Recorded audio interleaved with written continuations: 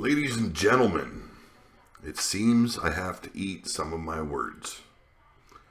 Fastlane wasn't a total wash. I actually enjoyed most of the pay-per-view. I am the Angry Viking. My name is Pete Wall. This is Pillar to Post, and you are joining me in the laundry room. Now, I did not watch the pre-show due to complications, but who gives a shit? What did we have? We had Rich Swann versus Akira Tozawa. Rich Swann and Akira Tozawa versus Brian Kendrick and Noam Dar with Alicia Fox at his side. I don't know who won. I don't care. It probably was a shit match. Who fucking knows? How many of you watched it? Anyway, I'm going to give my view on the show, and then I'm going to break it down for you with the results and, just my opinions on each match. Now, we all expected what happened, and if you didn't watch the pay-per-view, Goldberg won. And in true Goldberg fashion, it was a squash match. But we'll get into that later on. There were a couple of surprises. I didn't do any shows leading up to the pay-per-view like today. I know there was a lot of podcasters that did. There was prediction after prediction and news coming in as in who was going to win the matches.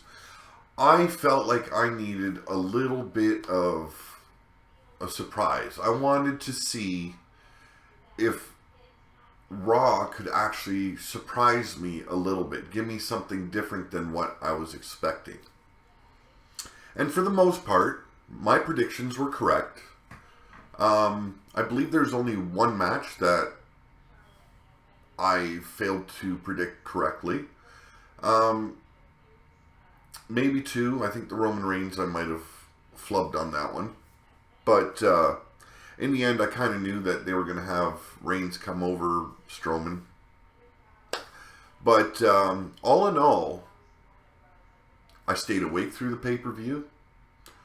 The matches were interesting for the most part. And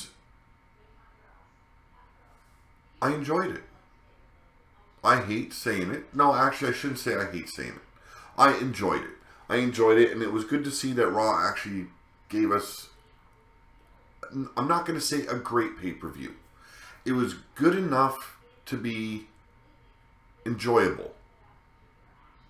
Now, I'm thinking, on my point of view, they could have done better, but they haven't really built up this pay-per-view. This was like a throwaway pay-per-view before Mania.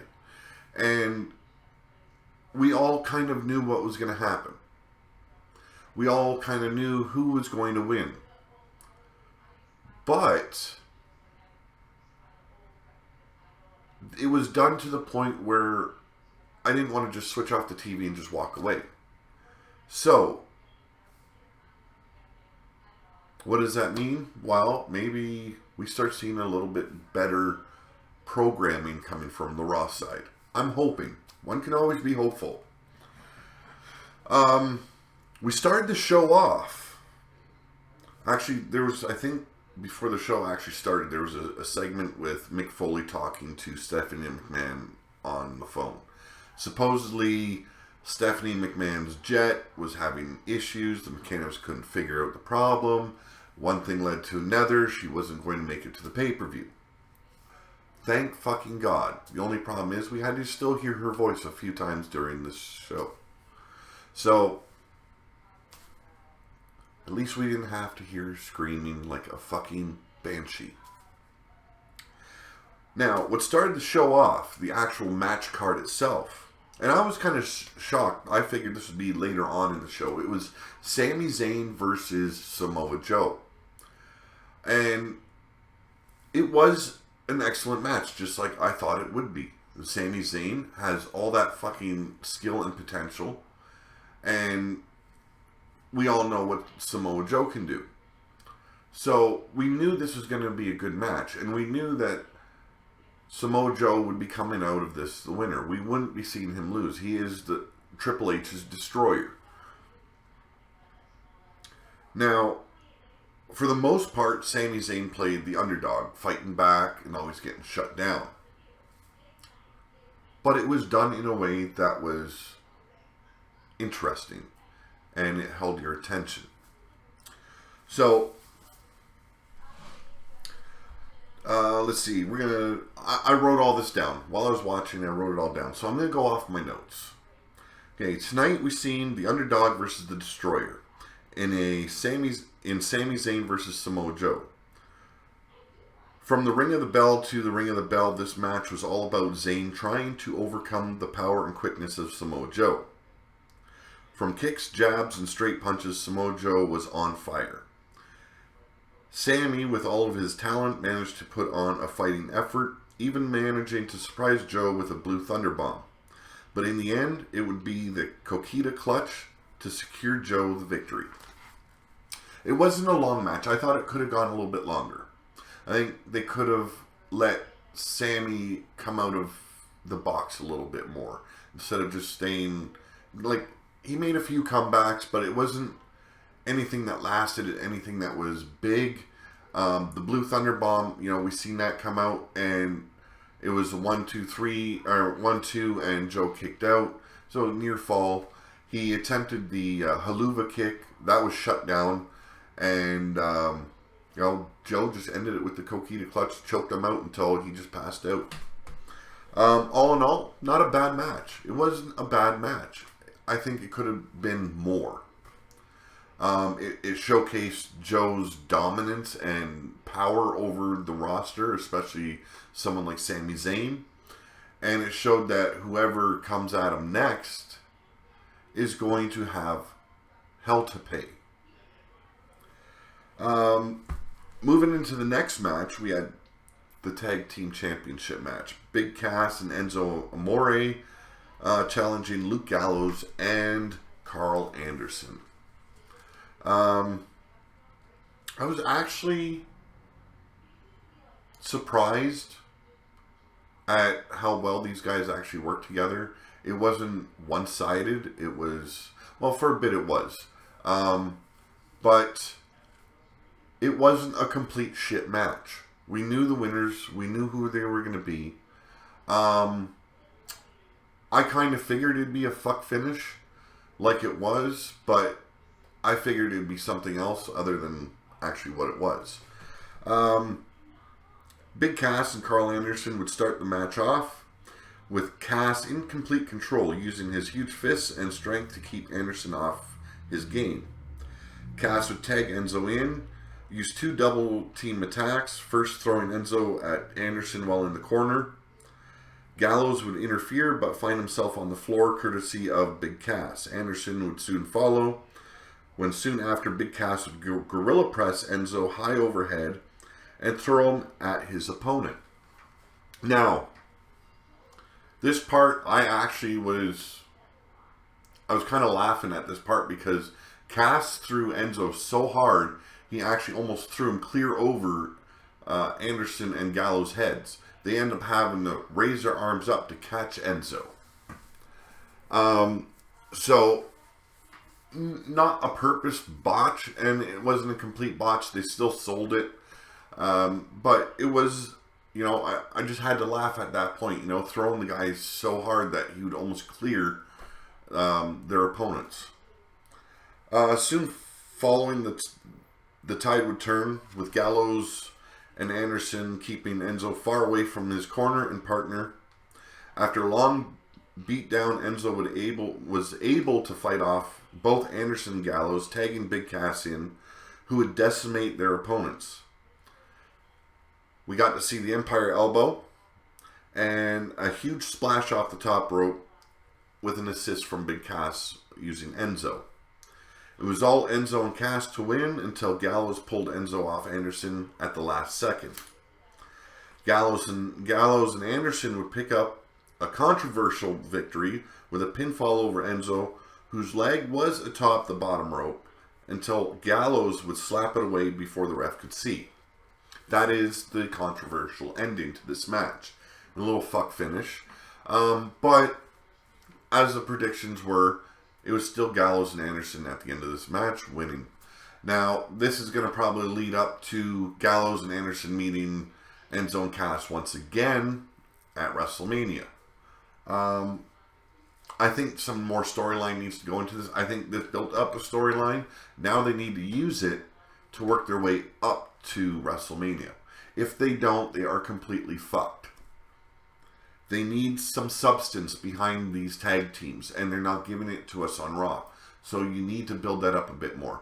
I think Big Cass needs to straighten out Enzo a bit, slap him around a little bit, say, look, you're goofing around and fucking around is causing us matches. Smarten the fuck up, or I'm going to boot you to the curb. The Nia Jax versus Sasha Banks match.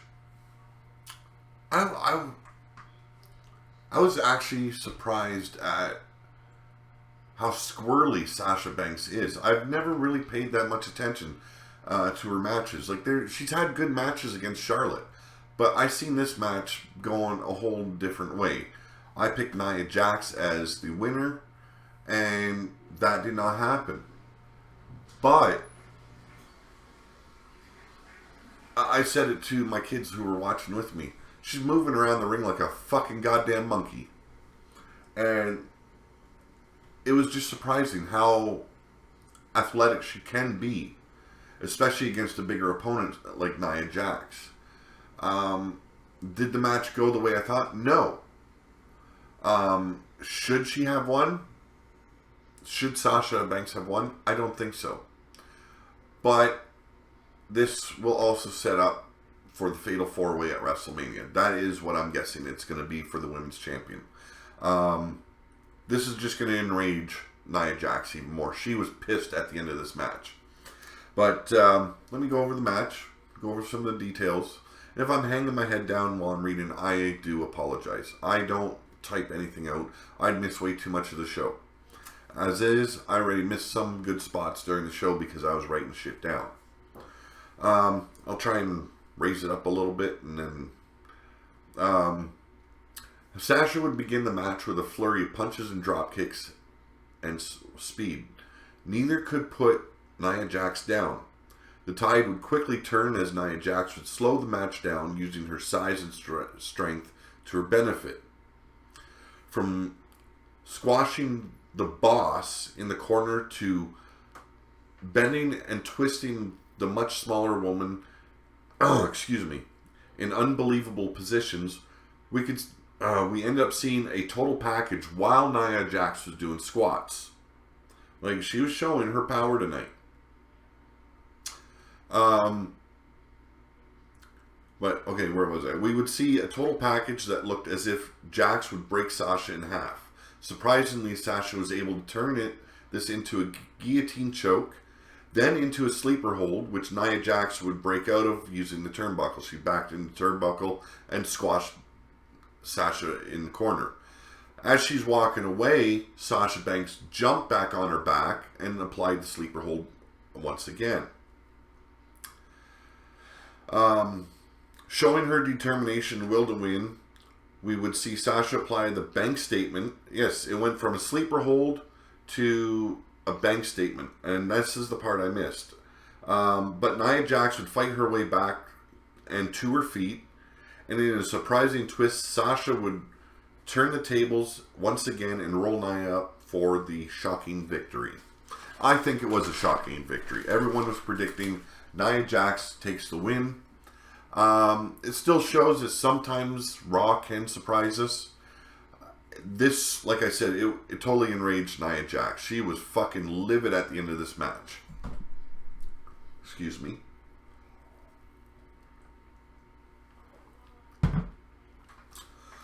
So,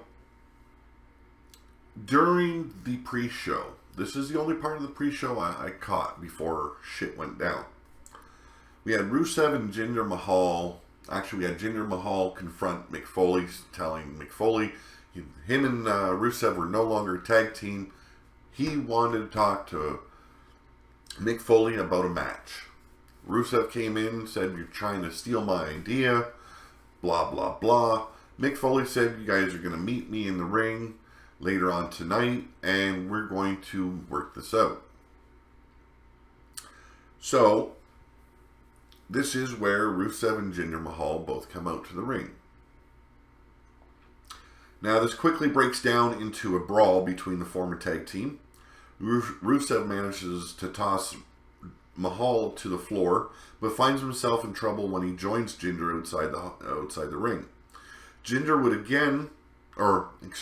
gain the upper hand, and with a running knee strike to the head of Rusev, would send the Bulgarian Brute over the barricade. Now, this would lay out Rusev. We didn't see any part of him again till later in the match, and for a reason. Now, we had Cesaro's music hit. He came out to the stage, joined by Sheamus. Sheamus, however, did not join him at ringside. He just came out together. And it was decided that it would be Jinder Mahal versus Cesaro. So, Cesaro's music would hit and would be joined on stage with Sheamus, which I just said. This would signal the match between Cesaro and Mahal. The match would begin with back and forth action, but in a display of strength, Cesaro would injure his lower back, which would allow Mahal to take over. The lower back injury would hamper Cesaro in any comeback attempts, and when he finally fought through the pain, he managed a suplex, but was slow to recover. But recover he did. Like, Cesaro's got to be one of the toughest sons of bitches on, or in WWE. Not just Raw, but all of WWE. Not going to say he's the strongest. We've seen the shit that John Cena can do, Brock Lesnar, even Big Show. And so he is one of the strongest in WWE right now. With European uppercuts in the corner to a 619 and a flying crossbody off the top rope, Cesaro was on fire until Mahal halted his attempt at a big swing. Mahal, however, took his eyes off Cesaro as Rusev came to and glared at Mahal from the barricade, which allowed Cesaro to hit a huge European uppercut for the win. This part is, Cesaro leaves, he won the match, Rusev enters the ring, and he lays the beat down on Mahal. And he continues this beat down until the Big Show's music hits. From the start of the match, this was all Big Show. Using his newfound strength and health, he dominated Rusev. However, Rusev would battle through the giant beatdown, even kicking Show in the head 3 times before taking the big man to his back. But all was for naught as the Big Show would come back, chokeslam the Bulgarian Brute 3 consecutive times before hitting Rusev with a KO punch while Rusev was laid out in the corner. Show would grab the 1-2-3 for the victory. Wasn't a long match. Now, what I wrote down was quick because I am watching this as I'm going through. Rusev did have a small comeback. He did a chop block from the front, took out Big Show's knee there for a bit, worked on his lower body a little bit, tried to apply the, the colossal clutch. Everything failed. This was Big Show's match. It was, for a small comeback, it was basically a squash match. But it wasn't a bad match. It showed that Big Show still can run with these dogs in the yard. And we'll see what he's got going on in WrestleMania. We know there's some kind of conflict going with the schedule with Shaq and the Big Show meeting. We've also seen reports where Big Show's kind of mocking and kind of teasing Shaq about his weight. So this could all be just a lead up to their match at Mania. Who knows? Who knows? Now, there's been a lot of speculation of how things could be fixed with the Cruiserweight. And this is my lead into the Cruiserweight match. My problem, and I think it is part of the reason why the Cruiserweights are not going over quite as well, for one, is lack of time. But why, when you are on a WWE pay-per-view, not a 205 match, like not a 205 show, but when you are on Raw, you should be in a Raw ring. They have segregated these guys to the point where they need special ropes, a new fucking, LED fixture on the bottom of the ring, new apron. It's like they're not part of the show. They're just kind of thrown in there. Now, this was a good match. This is the Cruiserweight Championship match. But this is the thing I have to point out. It's just, it doesn't make sense to me why these guys have been segregated to not being quite part of WWE. We know Vince has got no love for Cruiserweights. But when you got a guy like Neville that's built like a shit brick house, I'm sorry, but he should be classified as just a regular wrestler, Yes, he is a Cruiserweight. But how many other guys are out there, 205 and less, that are on the main roster?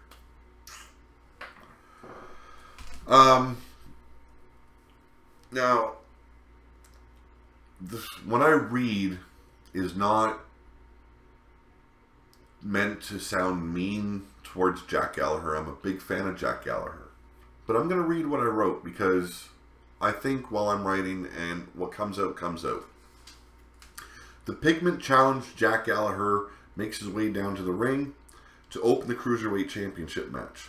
Neville, the Cruiserweight Champion, follows soon after with an expression of total disgust in his eyes for his opponent.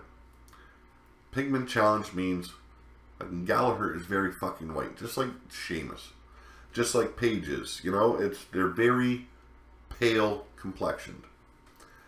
Gallagher offers his hand to shake. Neville sneers and dismisses it. The match starts off with these two cruiserweights going move for move. When tossed in the corner, the unorthodox Gallagher takes the opportunity to play mind games with the champion, doing a headstand on the top turnbuckle. And as Neville tries to advance and, just kind of knock him off that top turnbuckle, each time he'd be met with a boot. Neville, growing frustrated, would pull Gallagher down, try and throw him back in the corner, and Gallagher would do this all over again. So, playing a little bit of mind games. Okay, from there, it would be all Neville, taking Gallagher to the outside and introducing him to the barricade. This looked like it legit hurt Gallagher. He kind of landed on the back of his neck. So, he's going to be hurting tomorrow. Bringing the fight back inside of the ring, we would see Neville go high risk with a missile dropkick. Neville would continue the beatdown, but showing his testicular fortitude, Gentleman Jack would fight back from a plancha to the outside to a high risk, high reward back suplex from the top rope. Neville and Gallagher would fight for control back and forth until Gentleman Jack was dropped on his fucking head from a suplex. Gallagher would hit 2 headbutts and pick up a near fall. He would later eat a super kick from Neville, but Gallagher would fight off Neville, delivering a massive headbutt on the top rope. Neville would toss Gallagher off him and down to the mat and deliver the red arrow for the win. Now, I remember when Neville first broke in, he was the man that gravity forgot. And this was one of his favorite finishers to pull, the red arrow. And from what I heard tonight on the pay-per-view, You guys haven't seen this move done for quite some time. So it's nice to see him pull that out of his bag of tricks. It was a nice way to win the match. A spectacular fucking finishing move. We had a Paul Heyman segment. Now, I'm not going to go through the promos. I really don't. I want to focus on the matches. The matches were, for the most part, great. Paul Heyman is always good on the mic. Basically, he said he was here. And Brock Lesnar was in the arena as well. But if they would get involved in the match, that was for him and his client to know. But it didn't matter. Whoever won this match, Brock Lesnar wins in the end.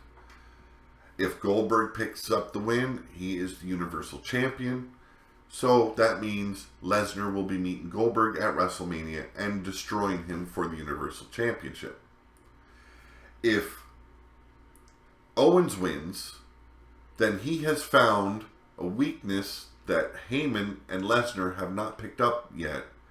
So that means going into WrestleMania, they know that weakness and they'll pick him apart and Brock Lesnar will reap the benefits.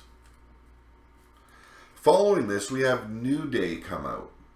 And there's this big ass fucking umbrella blocking what they're coming out with. And it ends up being a bicycle ice cream refrigerator. The kind that you used to see on the streets going through town. And, you know, the ice cream man pedaling around your block. And you'd all run out because there's fucking ice cream. You hear the fucking jingle. The way they acted coming out, the way they were like smothering the fucking ice box, it looked like they wanted to fuck the goddamn thing. This was a bullshit segment. This could have waited for Raw. You know, it did not need to be done on the pay-per-view card. But they are going to introduce the world to their new fucking product. Next up, we have the Roman Reigns versus Braun Strowman, and this is another one where my predictions were wrong, but deep down, I knew what was going to happen. My disappointment was we didn't see Undertaker make an appearance. I would have liked to see Undertaker make an appearance and somehow a fuck finish and Reigns lost the match due to that distraction. Instead, we had Roman Reigns pin Strowman clean. Not good. This should not have happened. It was a good match, but it shouldn't have happened. You got Strowman built up like the monster among men, and you're going to have him eat a fucking clean win from Roman Reigns. If you wanted Reigns to win the match, it should have been by fuck finish. It should have been that way. It should have been some kind of fucking lead-in, and maybe resolve this on the way up to WrestleMania before Roman Reigns battles The Undertaker. But this is where creative can't fucking work their shit out because they're a bunch of fucking knuckle-dragging, window-licking, paint-chip-eating douchebags.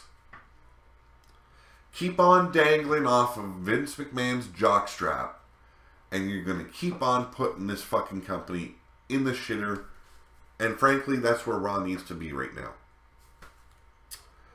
Was it a bad match? No, it wasn't a bad match.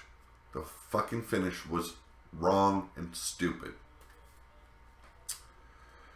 Reigns walks out to a mixed reaction from the fans. More boos over the cheers.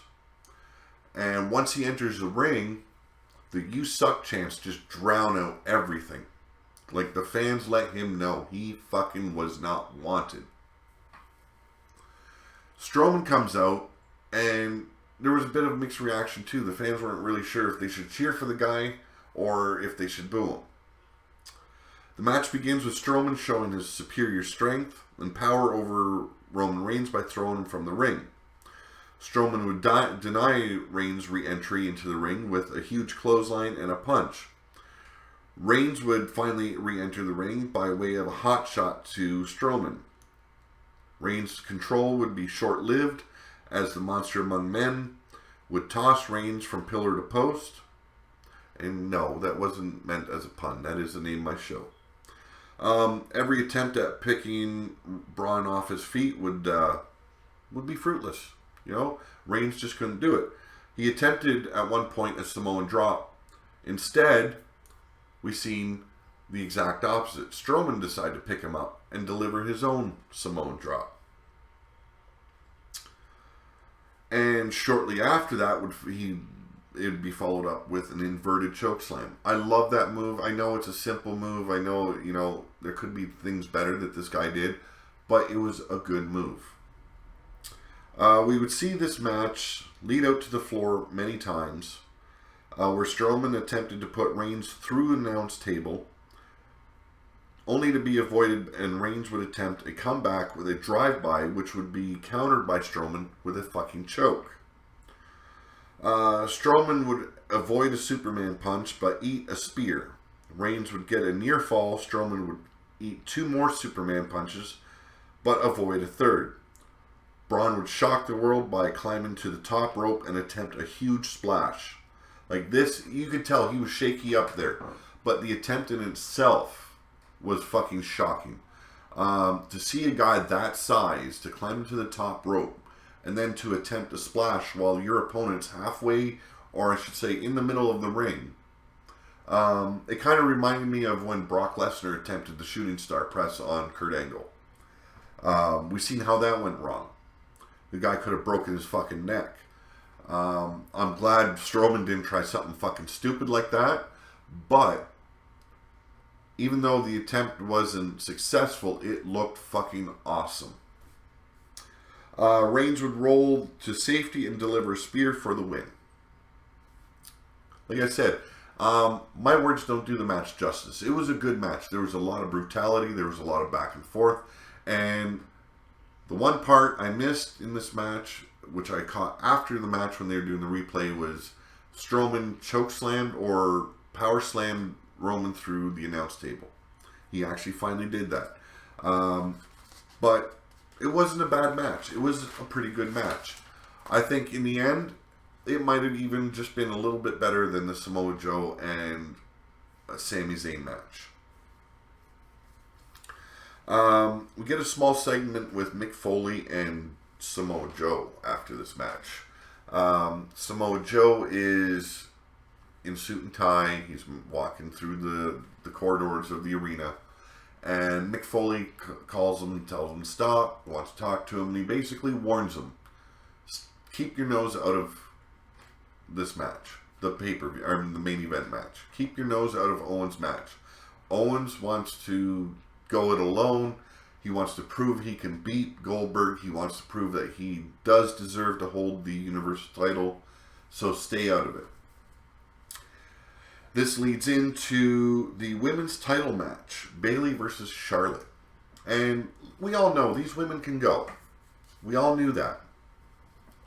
We know it very well. We know Charlotte's capability. We know Bayley's capabilities inside the ring. It was an entertaining match. I didn't know that it would be a fuck finish on Bayley's part, but it's all working up to an end game for Sasha Banks. So let me get into the match. Charlotte comes out with Dana Brooke, and she turns to Dana and says, "Get off my stage." Unwillingly, Dana Brooks leaves her. And then Charlotte makes her way up to the ring. Enter Bayley. She, her Bayley buddies and everything. Makes her way down the ring. Both women start this match very aggressively, actually. Going for roll-ups and quick pins. They trade move for move, both gaining the advantage over the other. After top rope crossbody from Bayley to Charlotte, the attempt to end the match early with a Bayley to belly, Charlotte manages to save herself and take control. And when Charlotte's in control, she is vindictive, she is brutal, and she just doesn't stop. We heard her repeatedly screaming shit at Bayley throughout the match. Charlotte works the champ over, using her skill and brutality to weaken Bayley. After a series of knife-edge chops, it seems Bayley is on her comeback, returning those knife-edge chops, but Charlotte shuts her down and takes control once again. Charlotte gains a near fall after a perfect picture moonsault and flipping senton bomb. Yelling at Bayley she is nothing but a fan, and this was repeated quite often by Charlotte during this match. After being thrown to the turnbuckles, Bayley explodes out of the corner with a huge clothesline, taking full control of the match once again. Bayley hits a Hurricane Rana and elbow, kind of like a Randy Savage-esque elbow drop from the top rope, but fails to get the 3 count. It all falls apart for Bayley with a big boot from Charlotte with the natural selection to follow. Charlotte fails to grab the 1-2-3. Charlotte is about to perform a moonsault from the top rope to the outside on Bayley when Sasha Banks runs down the ring to distract her. And she basically saves Bayley. Charlotte fights her off, but eats a Bayley to belly on the outside instead. Charlotte would manage to make a small comeback, rolling Bayley up for the pin, hooking Bayley's tights. Sasha Banks would involve herself once again, pointing out to Charlotte's cheating ways to the ref. Pissed, Charlotte is distracted and she confronts Sasha, allowing Bayley to end Charlotte's pay-per-view undefeated streak and retaining her Raw Women's Championship title. So you know Monday night it's going to be all about what happened here. Charlotte and her career streak being ended by nefarious means. And we all know it's all going to be pushed on Bayley. It's not going to be Sasha's fault. It's going to be that Bayley was behind it all. I believe this is the way that Raw's going to turn Sasha Banks heel. This is the second time she's interfered in a Charlotte-Bayley match for the title, and it's costed Charlotte both times. I think Bayley's going to get pissed and going to tell Sasha Banks, I don't need you out there to protect me. I don't need you to help me win. Stay out of my business. And this is going to cause Sasha Banks to turn on Bayley.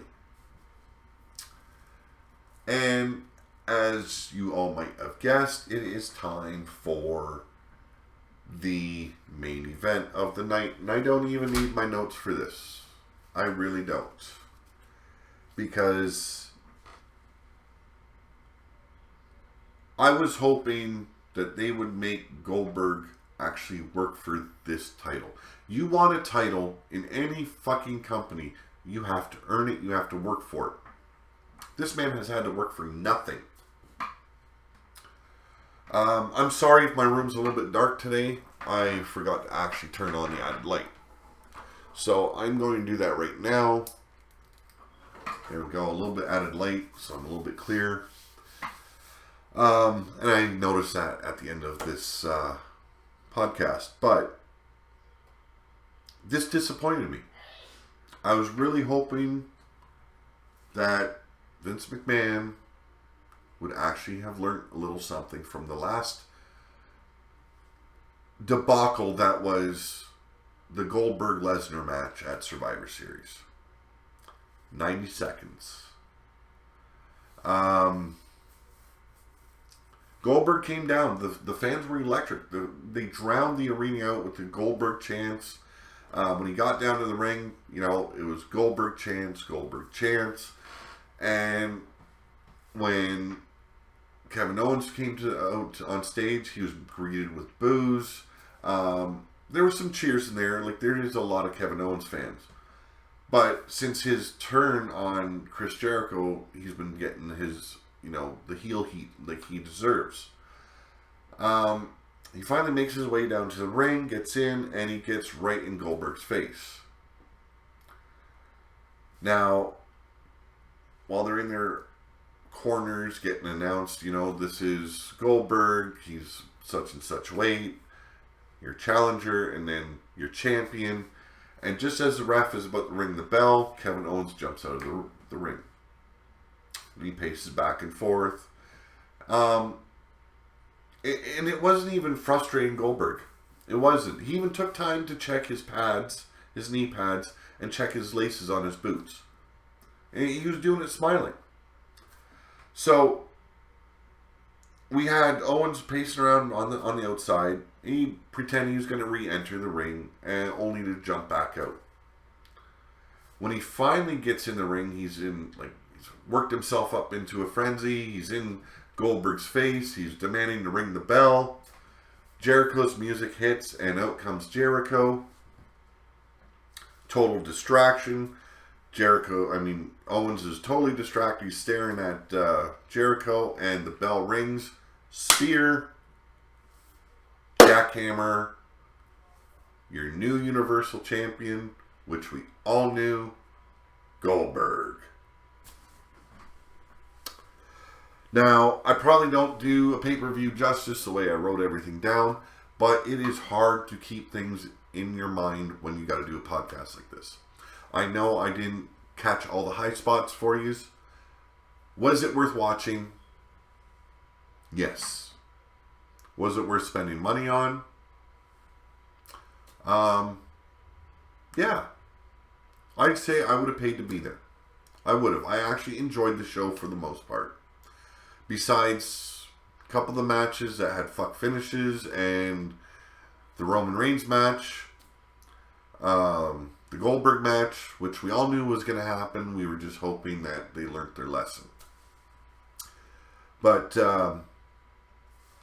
hopefully going into WrestleMania, Raw works on their storylines. They build up these matches going into WrestleMania. We need that to happen. Raw cannot afford to be outshined in match-wise when it comes to WrestleMania. If they get outshined by SmackDown, they're in trouble. And Vince McMahon will need to take a good look at his creative. He will need to take a good look at his production crew and straighten the fuck out. And this should have been done a long time ago. Let's get out of the PG era. Let's get out of it. Bring in a new era. Bring in something with guts. Something worthy of your fans' time. We're hungry for it. Bring it to us. That was Fastlane for you. I will be here tomorrow night following the Raw show, and Tuesday as well with SmackDown. And if there's any rumors and news about before those shows are out, you will see me then. You have a good night. I hope you enjoyed the show, the podcast, even the pay-per-view. It wasn't that bad. So, have a good night all.